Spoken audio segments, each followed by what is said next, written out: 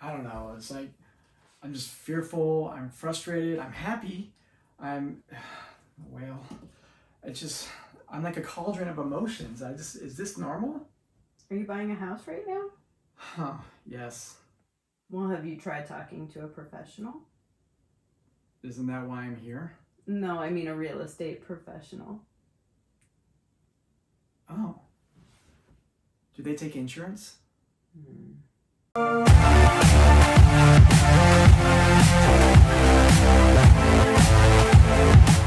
Excitement, frustration, nervousness, stress, relief, happiness, and fear. No, not the 7 deadly sins from the movie Seven starring Gwyneth Paltrow and Brad Pitt. Oh, God! Oh, God! But rather, house buying emotions and feelings. I'm gonna open it. I'm Joey Rockenstein, and this is Rockin' Real Estate LA, the show making first-time home buyers homeowners through results that rock. In this video, I go over some of the emotions that come up when making one of the biggest transactions of your life. So prepare yourself for the roller coaster that is home buying. Here we go. Frustration. The first time you meet with your real estate agent to look at properties, you feel like you're ready to take on the real estate world. Here I go, real estate, I'm ready. But then your excitement can quickly turn into frustration, especially if there aren't many options that are in your price range. This might not be the case if you do happen to get pre-qualified for the amount that gives you plenty of housing options. That's why I always talk about getting pre-approved so you know what you can and cannot afford. But if you're a millennial or a first-time home buyer with limited resources, your pre-approval amount might not stretch that far in the areas that you really like. You have to have an idea of the property you want to buy, yet you can't even afford to live in the backyard of some of these homes of the places that you like. And even if you have a workable budget, there's often the frustration of not being able to find the right house that is within that budget. Next up, nervousness. The good news is that you will eventually find a house that's suitable for you and your family and within your budget. At which point you'll have to deal with the next stage, nervousness. You and your real estate agent will decide on what the best price is to offer on the house that you found, and you will submit that offer. This process is extremely nerve-wracking because there's a chance that the seller will not even accept your offer. Thanks a lot, seller. Especially if you are offering less than what the asking price is, or if you are asking for concessions like credit towards closing costs. This stage can also be stressful when a property has multiple offers, and it can take a couple of days for the seller to make a decision on who they want to accept their offer with, or if they're going to send out a counteroffer on that. So all these situations are pretty much just going to leave you sitting around questioning your choices in life and wondering if this choice that you made to make an offer on this house was the right one. But rest assured, if you're working with a good real estate agent like myself, we will help you make these decisions to make things easier for you so it won't be as nerve-wracking. Disappointment.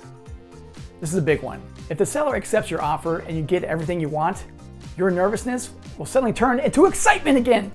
Yes! However, making an offer doesn't always have a happy ending.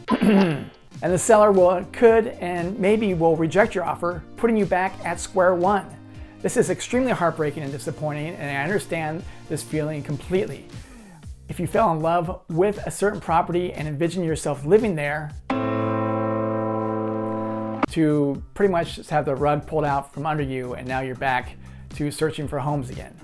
If there's any consolation though, I will say this: you are not the first and or the last home buyer to have this happen to them and to experience disappointment. The right house is out there, and although it might take some time to locate it, the worst thing to do is to throw your hands up in the air and give up. This is a process, so trust your real estate agent and continue to look for properties, and eventually you'll have your offer accepted.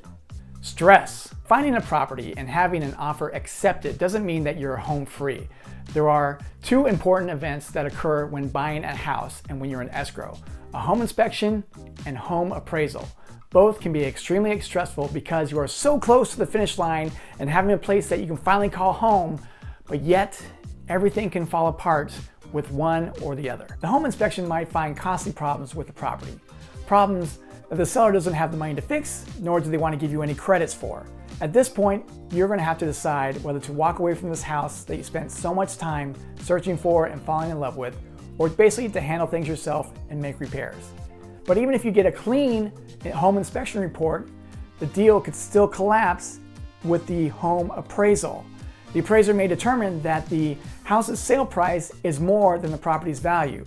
And now what's going to happen if the seller doesn't want to reduce the sale price, you can't buy the house unless you are willing to give a larger down payment and pay the difference. So basically it's just going to come out of your pocket. So you're going to have to make some decisions here. And the last part of the home buying roller coaster, relief, happy, and fear. The final stage of home buying involves a combination of all these emotions. It can take between 30 and 45 days on average to close escrow on a house. Once you get through the stress of dealing with the home appraisal and the home inspection, you can finally breathe a little sigh of relief. You still have the loan contingency to get through, but now you have a little bit of excitement again. You can finally see the light at the end of the tunnel. But at the same time, keep in mind that buying a home is a 30-year commitment, and this purchase will be one of your biggest monthly expenses. Additionally, if you drained your savings account buying this house, you might have a little left in reserves for an emergency. So of course, there's a level of apprehension about that, especially if you're a professional base jumper. Keep in mind, guys, that fear is a normal part of this type of purchase. And yes, it might take a couple of months to adjust to your new expenses and recoup financially, but it's all part of it. The important thing is that you understand your responsibility as a homeowner and you borrow within your means. If you do this, you will set yourself up for home ownership success. And as always, I'm here to help. In fact, drop me a comment below to start your home buying process. And check out the links in the description for a home buyer's guide and also a personalized home search. If you found value in this video, give me a thumbs up. Remember, it doesn't even cost a real thumb. Subscribe and share this video with your friends. I'm Joey Rockenstein. This is Rockin' Real Estate LA. Results that rock.